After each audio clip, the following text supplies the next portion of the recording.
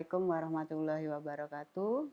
Di siang hari ini kita ketemu kembali ya dalam perkuliahan keempat dalam kondisi sehat walafiat, alhamdulillah, dengan materi hakikat intervensi pengembangan organisasi. Ketika kita membahas tentang hakikat intervensi pengembangan organisasi, tentunya hal ini sangat terkait sekali dengan penggunaan konsultan. Untuk apa penggunaan konsultan? Penggunaan konsultan ini adalah untuk kepentingan perwujudan dari perubahan yang berencana, di mana manajemen memerlukan bantuan konsultan baik dari internal maupun dari eksternal organisasi. Hal ini tentunya tidak mudah ya, karena konsultan ini harus dapat secara proaktif melakukan intervensi yang tepat ya, agar organisasi kliennya ini mampu beradaptasi dan berinovasi. Nah, bantuan konsultan ini tentunya juga untuk menghadapi kondisi sekarang dan juga lingkungan di masa yang akan datang. Apa tugasnya konsultan? Dia harus menumbuhkan kesadaran di kalangan manajemen puncak ya, yang menjadi kliennya. Karena perubahan ini adalah bukan peristiwa organisasional yang secara kebetulan ya, harus direncanakan, dilaksanakan dengan tujuan yang spesifik tentunya, ya, dengan gaya kepemimpinan yang tepat agar tujuan perubahan dapat tercapai. Nah, perubahan selain bisa dibantu oleh seorang konsultan yang terlatih juga secara khusus dibantu oleh perantara perubahan atau pengantar perubahan. Ya. Siapa sih perantara perubahan atau pengantar perubahan? Perantara perubahan atau pengantar perubahan ini adalah suatu individu ya, atau seorang individu atau suatu kelompok yang mempunyai tanggung jawab untuk apa? Mengubah pola perilaku seseorang ya, atau sistem sosial yang telah ada. Nah, orang yang melakukan intervensi atau pengambil inisiatif perilaku yang berubah itulah yang disebut sebagai perantara perubahan atau pengantar perubahan. Saya akan merefresh kembali seperti minggu lalu yang sudah saya sampaikan, apa sih sebetulnya definisi dari pengembangan organisasi. Menurut Robbins, bahwa pengembangan organisasi ini adalah suatu metode yang bertujuan mengubah sikap, ya, nilai, keyakinan dari karyawan. Nah, sehingga karyawan ini dapat mengidentifikasi dan mengimplementasikan perubahan teknis ya. Nah, pendekatan-pendekatan situasional atau kontingensi ini guna untuk meningkatkan efektivitas organisasi tentunya. Nah, nanti bisa saudara perbanyak ya, saudara inventarisir definisi atau pengertian dari pengembangan organisasi, misalnya dari Indra Wijaya, dari Robin, kemudian dari Christian Baker, dari Franz Enbel, dari Benis gitu ya. Tolong saudara perbanyak untuk supaya saudara lebih paham gitu ya, apa sih definisi dari pengembangan organisasi. Kemudian kita akan melihat bagaimana intervensi dari pengembangan organisasi. Intervensi tahu ya, intervensi itu campur tangan. Sebuah program atau kegiatan-kegiatan atau hal-hal yang dilakukan oleh konsultan dan manajer untuk membantu program pengembangan organisasi yang luas. Jadi di dalam rangka perubahan dan pengembangan organisasi ini ada yang namanya atau istilahnya intervensi pengembangan organisasi. Ya, intervensi ini adalah program kegiatan ya yang dilakukan oleh konsultan ya dan manajer untuk membantu program pengembangan organisasi yang luas. Nah, perubahan atau pengantar perubahan seperti yang saya katakan tadi itu siapa? Ya individu atau kelompok yang punya tanggung jawab ya. Jadi tanggung jawabnya dia itu untuk mengubah pola perilaku seseorang atau sistem sosial yang telah ada. Ya, dia kerjaannya itu melakukan intervensi ya atau pengambil inisiatif perilaku ya. Mengambil inisiatif perilaku yang berubah gitu ya. Nah, kekuatan-kekuatan penyebab perubahan itu apa saja? Ada kekuatan-kekuatan eksternal ya, ada kekuatan-kekuatan internal. Kekuatan eksternal itu apa gitu ya? Perubahan organisasi itu terjadi karena adanya perubahan dalam berbagai variabel eksternal ya. Misalnya sistem politik, ekonomi, teknologi, pasar, nilai gitu ya, kenaikan biaya dan kelangkaan berbagai sumber daya alam, ya itu juga termasuk kekuatan eksternal, keamanan karyawan ya, dan peraturan anti polusi, boikot pelanggan dan lain-lain. Ini adalah beberapa contoh faktor-faktor lingkungan yang merubah kehidupan orang baik sebagai karyawan maupun sebagai customer di dalam tahun-tahun terakhir ya. Jadi titik berat atau fokus dari kekuatan eksternal di sini adalah kompetisi yang semakin tajam antara organisasi dan perkembangan ilmu pengetahuan dan teknologi. Nah, kalau kita lihat dari kekuatan-kekuatan eksternal ini, ya, misalnya kekuatan kebudayaan, pendidikan, sosial, politik, ekonomi, teknologi. Seperti yang saya utarakan kemarin bahwa teknologi ini adalah faktor yang sangat dominan ya, yang menyebabkan terjadinya perubahan organisasi yang asalnya dari luar organisasi atau eksternal. Karena dengan adanya teknologi ini mau nggak mau, kalau organisasi itu mau tetap survive ya, maka dia harus melakukan perubahan ya terhadap adanya perkembangan teknologi itu gitu.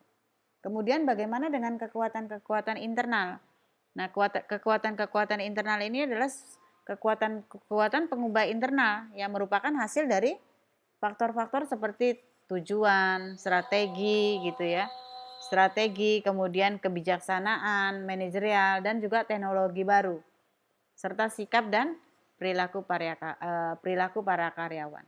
Sikap dan ketidakpuasan karyawan seperti ditunjukkan dalam tingkat rotasi ya atau pemogokan dan dapat juga menyebabkan berbagai perubahan dalam kebijakan dan praktek manajemen.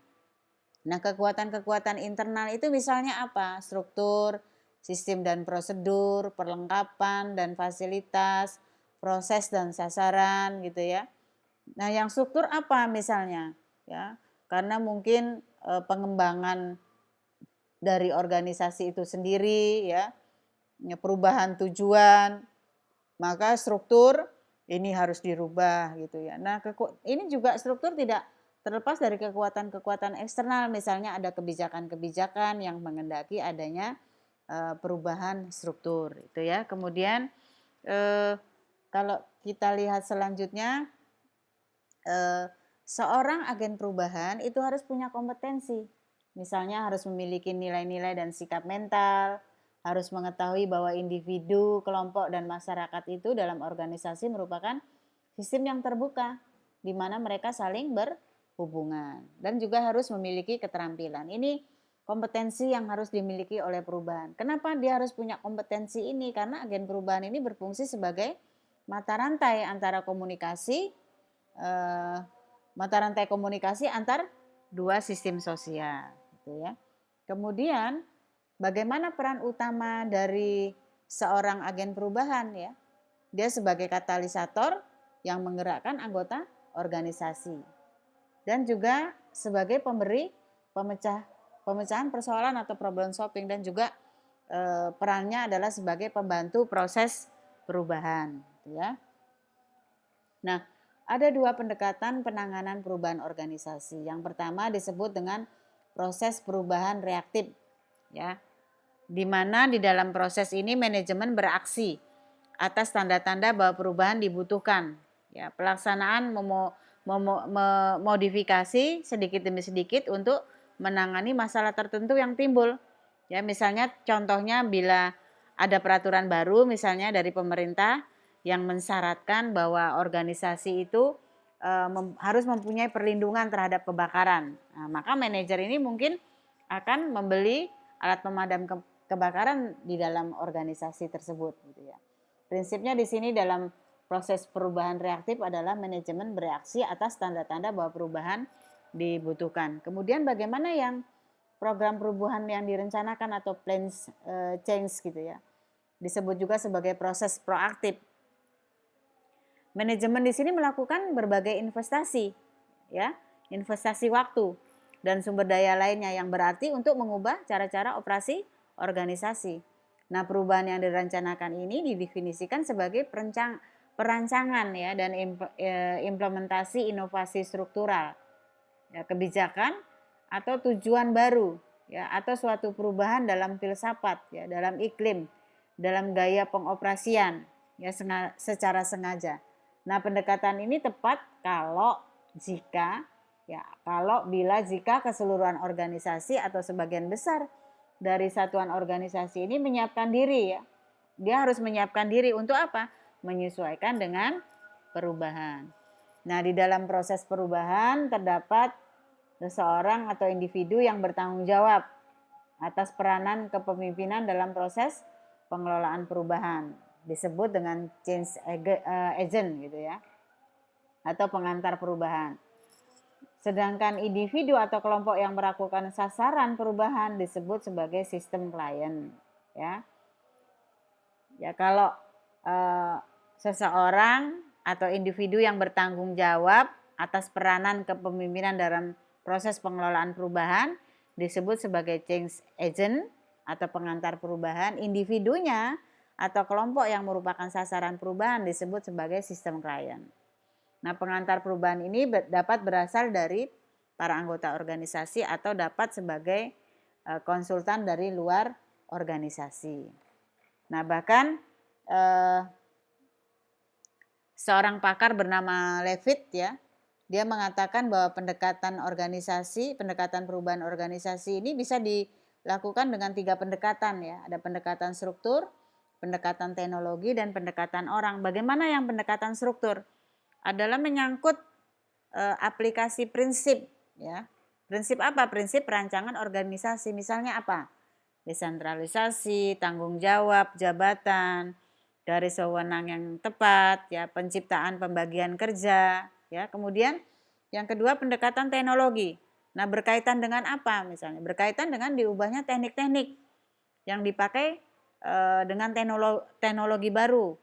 Nah, perubahan ini dapat membawa konsekuensi pada perubahan struktur organisasi ya, karena menjadi pendekatan teknostruktur ya. Strukturnya itu sudah berbasis teknologi. Nah, bila pendekatan struktural dan teknik bermaksud untuk memperbaiki prestasi atau kinerja organisasi melalui pengubahan situasi kerja yang tepat ya, maka pendekatan teknologi ini harus segera di follow up dan ditindaklanjuti. Kemudian pendekatan orang, tujuannya adalah untuk mengubah secara langsung perilaku dari karyawan melalui apa? Misalnya pemusatan ya dan keterampilan, kemudian sikap, persepsi, ya, pengharapan mereka sehingga diharapkan akan melaksanakan tugas menjadi lebih efektif. Itu pendekatan-pendekatan perubahan organisasi. Kemudian bagaimana penolakan terhadap perubahan? Nah, penolakan terhadap perubahan ini ada 5 penolakan ya, 6 jenis ya. Yang pertama kita lihat penolakan terhadap perubahan karena pendidikan dan komunikasi misalnya. Nah, ini digunakan bila ada kekurangan informasi atau ketidakpastian informasi dan analisis. Kalau di dalam organisasi itu adanya kekurangan informasi atau ketidakpastian informasi dan analisis, pasti terjadi penolakan terhadap perubahan ya, karena faktor pendidikan dan komunikasi. Kemudian yang kedua, partisipasi dan keterlibatan. Nah, bagaimana yang partisipasi dan keterlibatan ini? Nah, ini digunakan bila pengambilan inisiatif tidak mempunyai semua informasi yang dibutuhkan ya.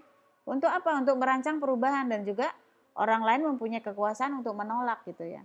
Kemudian yang ketiga adalah kemudahan dan dukungan ya. Ini dilakukan bila orang-orang ya karena masalah-masalah itu bagaimana dia dapat menyesuaikan dan beradaptasi. Kemudian yang selanjutnya adalah penolakan terhadap perubahan karena adanya negosiasi dan persetujuan.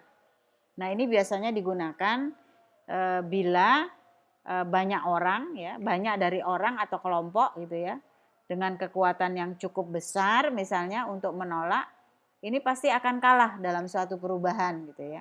Artinya kalau ada sekelompok organisasi yang mempunyai kekuatan yang besar gitu ya, dia punya cukup kekuatan untuk menolak akan perubahan itu. Makanya perlu dilakukan negosiasi dan persetujuan gitu ya. Kemudian manipulasi dan bekerja sama. Nah, ini biasanya digunakan bila taktik lain dirasa kurang bekerja maksimal ya. Dan sisi lain biaya atau kos yang dikeluarkan itu besar, maka digunakan pendekatan manipulasi dan bekerja sama. Kemudian bagaimana penolakan terhadap perubahan yang dilakukan secara paksaan. Nah, paksaan ini bisa dilakukan secara eksplisit dan juga implisit. Secara eksplisit digunakan ini bila kecepatannya adalah hal yang paling penting dan para pengusul mempunyai kekuasaan yang besar, maka bisa dilakukan secara eksplisit maupun secara implisit gitu ya. Kemudian penggunaan konsultan. Nah, sebelum saya masuk ke situ, di dalam proses pengelolaan perubahan ini harus mencakup dua gagasan dasar ya, guna mencapai efektivitas organisasi. Yang pertama adalah retribusi kekuasaan dalam struktur organisasi. Yang kedua adalah retribusi dihasilkan dari proses perubahan yang bersifat pengembangan. Nah, tahap-tahap proses perubahan itu karena tekanan dan desakan gitu ya. Tekanan dan desakan ini adalah proses ini dimulai ketika manajemen puncak mulai merasa adanya kebutuhan ya atau tekanan akan perubahan. Misalnya ada perubahan penjualan ya, kemudian penurunan produktivitas gitu ya. Kemudian yang intervensi dan reorientasi ini misalnya digunakan untuk merumuskan masalah ya. Dimulai dengan proses ya, dengan membuat para anggota organisasi memusatkan perhatiannya pada masalah tersebut gitu ya. Nah, pihak-pihak luar ini sering digunakan ya, misalnya staf internal yang dipandang itu expert ya atau ahli dan juga dapat dipercaya sebagai konsultan itu untuk pengantar perubahan gitu ya. Kemudian diagnosa dan pengenalan masalah ya. Nah, dalam diagnosa dan pengenalan masalah ini informasi dikumpulkan ya dan dianalisa mana yang penting dan tidak penting. Kemudian penemuan dan pengenalan masalah ya. Pengantar perubahan di sini mencoba menyelesaikan masalah-masalah yang ditemukan dan masuk akal. Ya, misalnya dengan menghindari metode-metode lama yang sama gitu ya. Kemudian bawahan didorong untuk berpartisipasi gitu ya. Sehingga mereka lebih terikat pada serangkaian kegiatan. Itu penemuan dan pengenalan masalah. Bagaimana yang percobaan dan hasil? Nah, pada tahap keempat itu ya tahap penemuan dan pengenalan masalah ini diuji gitu ya. Yang tadi saya bilang bahwa pengantar perubahan mencoba menyelesaikan masalah. Nah, ini nanti diuji ya, yang ditemukan dan masuk akal. Guna apa? Menghindari metode lama itu yang repetisi pengulangan. Kemudian bawahan didorong dan diajak untuk berpartisipasi gitu ya, sehingga mereka terikat pada serangkaian kegiatan. Diuji dalam program yang kelima ya, yang berskala kecil dan hasilnya tentunya akan dianalisa. Kemudian pungutan dan penerimaan setelah diuji dan sesuai dengan keinginan harus diterima secara sukarela dan harus menjadi sumber penguatan yang akan menimbulkan keterikatan pada perubahan.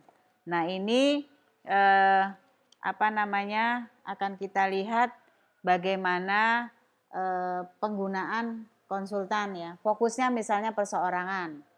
Maka intervensi kalau perseorangan, intervensi yang dilakukan ya melalui latihan kepekaan, misalnya perencanaan karir ya, latihan manajemen, analisis peranan ya, analisis transaksional ya, perencanaan kembali pekerjaan gitu ya. Kemudian fokus yang kedua kelompok misalnya melalui pembentukan tim ya, pembentukan tim antar kelompok ya, kemudian umpan balik survei ya, pertemuan konfrontasi ya, pengembangan organisasi grid.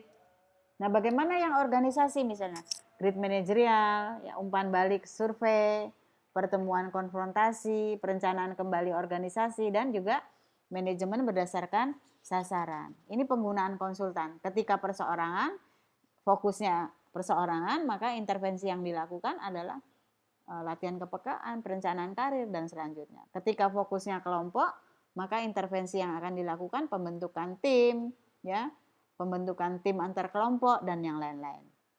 Ketika fokusnya organisasi, maka intervensi yang dilakukan grid manajerial, umpan balik survei, pertemuan konfrontasi, dan yang lain-lain. Itu ya, itu terkait dengan penggunaan konsultan. Bagaimana teknik dalam pengembangan organisasi sih gitu ya? Teknik pengembangan organisasi ini adalah untuk melakukan pengembangan organisasi. Maka diperlukan cara-cara ya atau teknik tertentu. Ada berbagai teknik yang dirancang oleh para ahli gitu tentunya dengan tujuan meningkatkan kemampuan berkomunikasi ya serta bekerja secara efektif antar individu maupun kelompok dalam organisasi. Nah, teknik-teknik apa yang biasanya sering digunakan? Misalnya sensitivity training atau T-group atau training group. Apa sih sensitivity training itu? Merupakan teknik pengembangan organisasi yang pertama diperkenalkan ya, dan yang paling sering digunakan. Nah, teknik ini sering disebut juga dengan T-group atau training group. Pesertanya biasanya 6 sampai 10 gitu ya. Dan pemimpin berkelompok pemimpin kelompok membimbing peserta untuk meningkatkan sensitivitasnya, kepekaannya terhadap orang lain. Ya, serta keterampilan dalam hubungan antar pribadi. Kemudian bagaimana yang team building? Team building di sini adalah pendekatan yang bertujuan untuk memperdalam efektivitas ya serta kepuasan tiap individu dalam kelompok kerjanya gitu ya. Kemudian teknik team building ini sangat membantu meningkatkan kerjasama dalam tim yang menangani proyek misalnya. Ya kalau ada satu proyek lebih tepatnya digunakan team building. Kemudian yang selanjutnya yang ketiga adalah survei feedback. Ya, survei feedback itu apa sih? Dalam teknik survei ini tentunya peserta diminta menjawab kuesioner gitu ya. Yang dimaksud, kuesionernya yang dimaksud itu sudah disiapkan. Untuk mengukur apa? Mengukur persepsi ya, serta sikap mereka. Misalnya persepsi tentang kepuasan kerja ya, tentang gaya kepemimpinan, misalnya hasil survei ini diumpan balikan gitu, difeedbackkan pada setiap peserta, termasuk para penyelia dan manajer yang terlibat.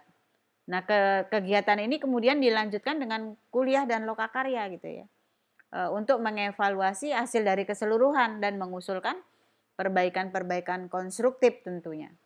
Kemudian yang selanjutnya adalah transaksional analysis atau TA. TA di sini adalah teknik berkonsentrasi pada gaya komunikasi antar individu.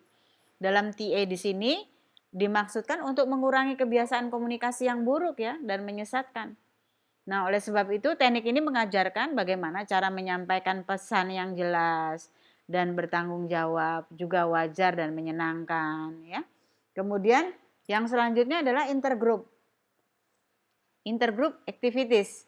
Nah, fokus dalam teknik intergroup activities ini adalah peningkatan hubungan baik ya antar kelompok, di mana ketergantungan antar kelompok yang membentuk kesatuan organisasi dapat menimbulkan banyak masalah dalam koordinasi. Karenanya dalam intergroup activities di sini dirancang untuk meningkatkan kerjasama atau pemecahan konflik ya yang mungkin timbul akibat saling ketergantungan tersebut. Kemudian proses consultation. Apa proses consultation ini? Nah, dalam proses ini konsultan pengembangan organisasi mengamati komunikasi ya. Bukan hanya komunikasi saja yang diamati, juga pola pengambilan keputusan, gaya kepemimpinan, kerjasama, pemecahan konflik ya dalam tiap unit organisasi. Kemudian konsultan memberikan umpan balik pada semua pihak yang terlibat ya tentang proses yang telah diamati serta menganjurkan tindakan koreksinya apa gitu ya. Kemudian yang ketujuh adalah tripartite pitch making. Nah, dalam menerapkan teknik ini, konsultan pengembangan organisasi itu berperan sebagai pihak yang ketiga gitu ya, yang memanfaatkan berbagai cara menengahi sengketa gitu ya. dengan berbagai teknik negosiasi.